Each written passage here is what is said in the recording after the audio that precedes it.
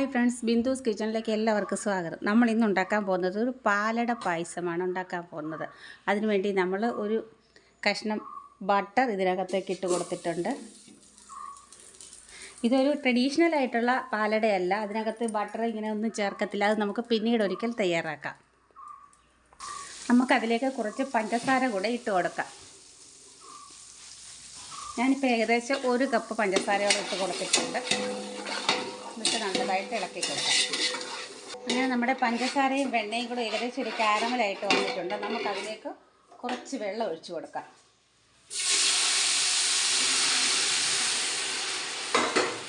അത് നമുക്ക് പാലടി പിടിക്കാതിരിക്കാൻ വേണ്ടിയാണ് നമ്മൾ വെള്ളം ഒഴിച്ചു കൊടുക്കുന്നത്.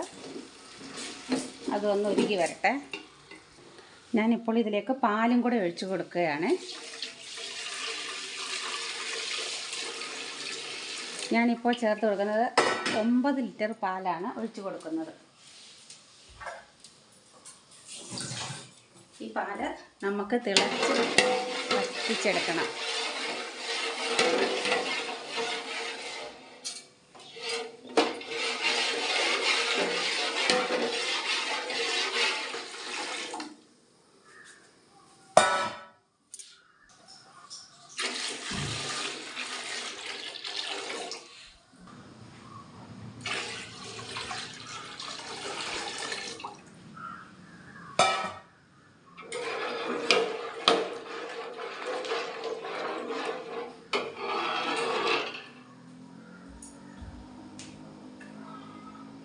തിളച്ച് വറ്റി വരണം. ഏകദേശം 1.5 കിലോ പഞ്ചസാര, 2 കിലോ പഞ്ചസാര മധുരത്തിനനുസരിച്ച് നമുക്ക് ചേർത്ത് കൊടുക്കാം. ഇങ്ങനെ നമ്മുടെ പാൽ ഇളക്കി കൊടുത്തോണ്ടേയിരിക്കണം. പാട കെട്ടാതെ നോക്കണം നമ്മൾ. ഈ പാൽ ഇനി ഇതിൻ്റെ പകുതിയായിട്ട് പറ്റി വരണം. 9 ലിറ്റർ എന്നുള്ളത് 4.5 ലിറ്ററെങ്കിലും ആയി പറ്റി വരണം.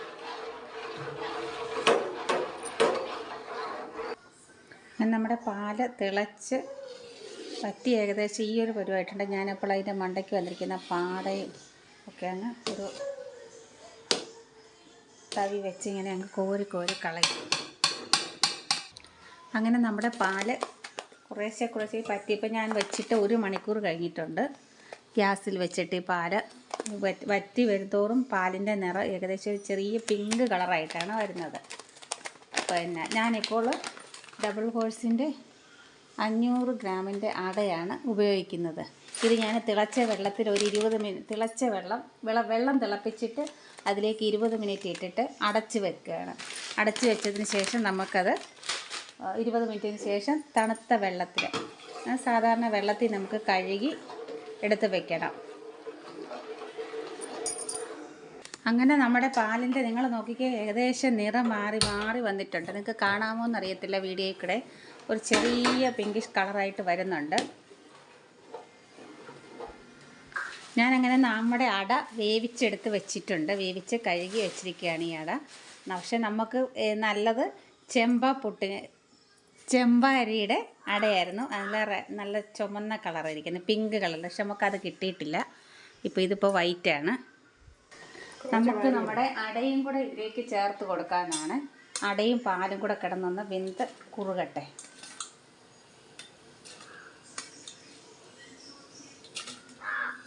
പഞ്ചസാരയൊക്കെ ഇതിന് പിടിക്കട്ടെ അടയിലോട്ട്.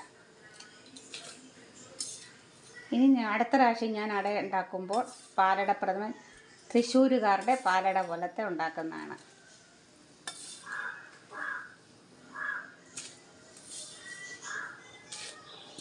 അതിൽ നമ്മൾ പാലും അടയും മാത്രമേ ഉപയോഗിക്കുകയുള്ളൂ.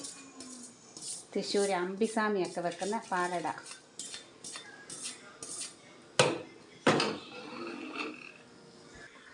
അങ്ങനെ നമ്മുടെ അട ഇട്ട് കൊടുത്ത അടയും പാലും എല്ലാം കൂടെ തിളച്ച് മറിയുന്നുണ്ട്. കാണാതിരിക്കും.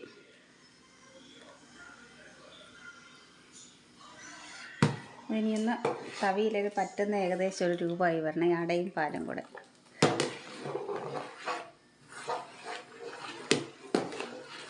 നമ്മൾ ഇളക്കി കൊടുക്കണം, അടിയിൽ പിടിക്കാതെ ഇളക്കി കൊടുത്ത് വേണം നമ്മൾ ഈ പാല് വറ്റിച്ചെടുക്കാനായിട്ട്.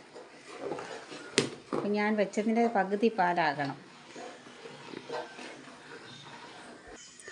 നിങ്ങളെല്ലാവരും എൻ്റെ വീഡിയോ കണ്ടുകൊണ്ടിരിക്കുമ്പോൾ ഇഷ്ടപ്പെടുകയാണെങ്കിൽ please like, share and comment. സബ്സ്ക്രൈബും ചെയ്യാൻ മറക്കരുതേ. അങ്ങനെ നമ്മുടെ പായസം നിങ്ങളുടെ കണ്ടല്ലോ ഏകദേശം കുറുകി വന്നിട്ടുണ്ട്.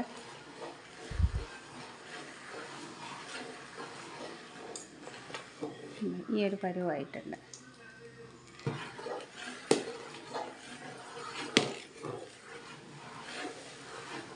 കളറും മാറിയിട്ടുണ്ട്. ഏകദേശം ചെറിയൊരു പിങ്കിഷ് കളറായിട്ടുണ്ട്.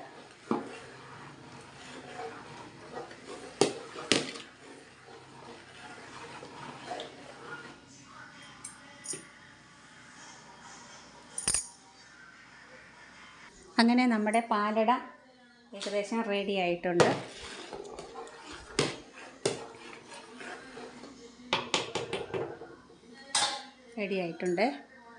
അതിലേക്ക് നമുക്ക് ഇച്ചിരി ഏലക്ക പൊടിച്ചത് അങ്ങോട്ട് അരിച്ചിട്ട് കൊടുക്കാം. തരിയില്ലാതെ പൊടി മാത്രമായിട്ട് അപ്പോൾ ഇതിൽ വീഴും.